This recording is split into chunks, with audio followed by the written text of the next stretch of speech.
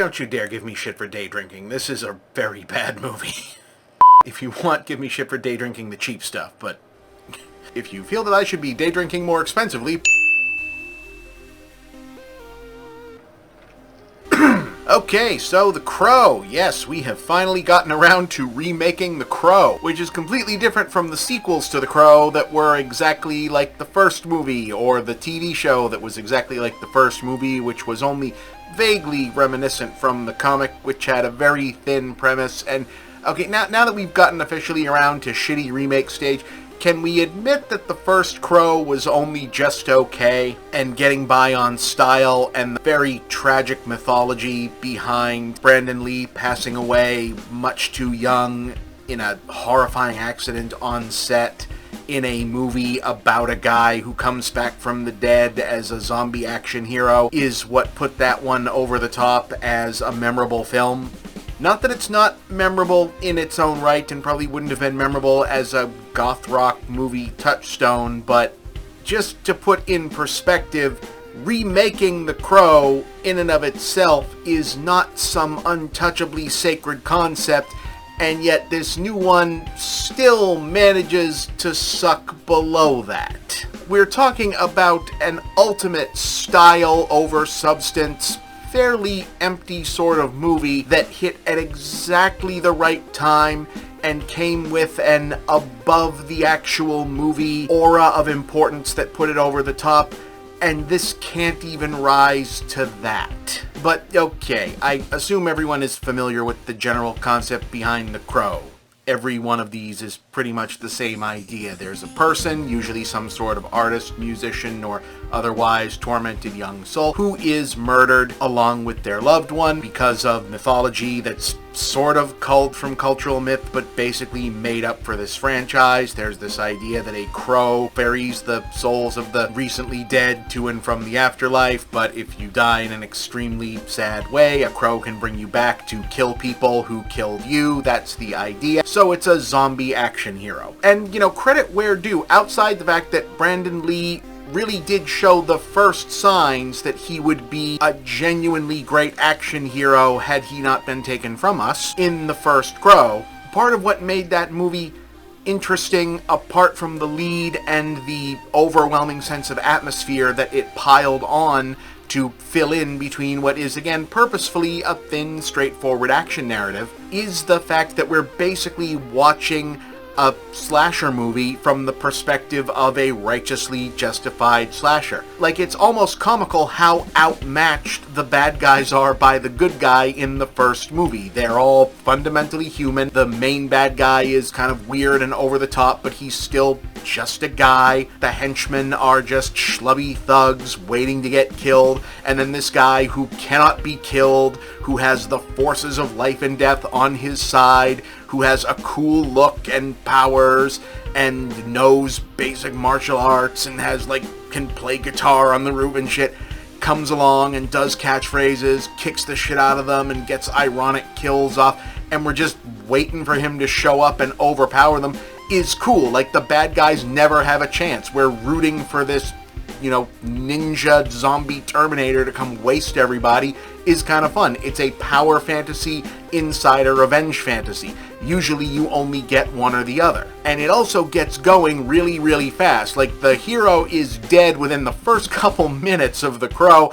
and then the movie starts right off. So obviously this new one gets both of those things wrong right up front. The bad guys are now supernaturally powered. The lead guy, Danny Houston, who's fine in this, it's just the wrong type of bad guy for this movie, is a supernatural bad guy with a deal with the devil so that he can be a formidable opponent for the Crow. He has a specific reason that he's targeting these people. The henchmen are well-trained, John Wick-style assassin guys, so they can be sort of a match, but not really. And it takes forever to set up what is going on, what the mystery is, why these people are targeted. So too much setup, takes too long to get going.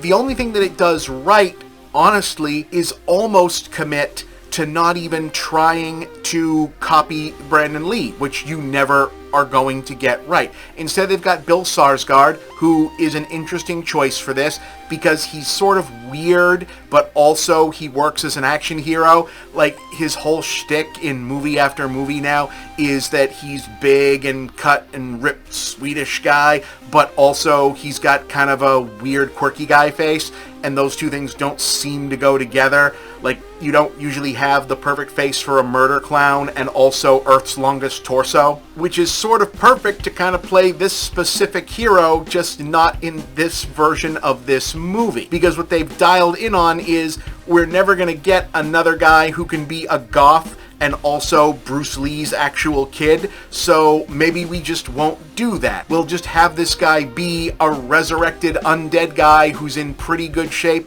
but he's kind of a dipshit. Like, this version of the Crow doesn't know how to fight, needs to be told that bullets have to go in a gun for it to be effective. Basically just takes it as granted that, oh wait, I can't die, so I guess I'll just bumble into situations and throw myself at the bad guys and let them tire themselves out and then just kill the shit out of them because, hey, I'm gonna heal anyway. That's kind of an interesting takeoff on this. And then they fuck it up because it comes to Act 3 and then he decides arbitrarily, oh, I guess I have to become the Crow Begins now, and just gets a suiting up montage where he puts on Brandon Lee's Crow makeup and trench coat from the first movie for no fucking reason. Like, why does he know that this is how the Crow dresses, other than the fact that they need him to finally look like the traditional version of this for the poster to go into action? And it's like, oh good, the one thing I was kind of enjoying about this movie, doing something different than original, and now you're not doing that. They get off one pretty good, extra gory, violent action scene. In general, the fight scenes and action scenes are pretty good in this. The technical side, as is often the case in these, are the crew and the director kind of knowing that they were making a bad movie and there's nothing they can do about it, but they're proving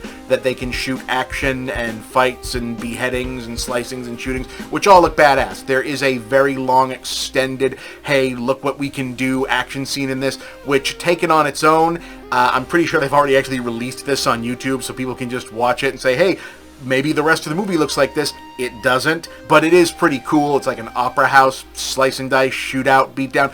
Looks great. Looks great.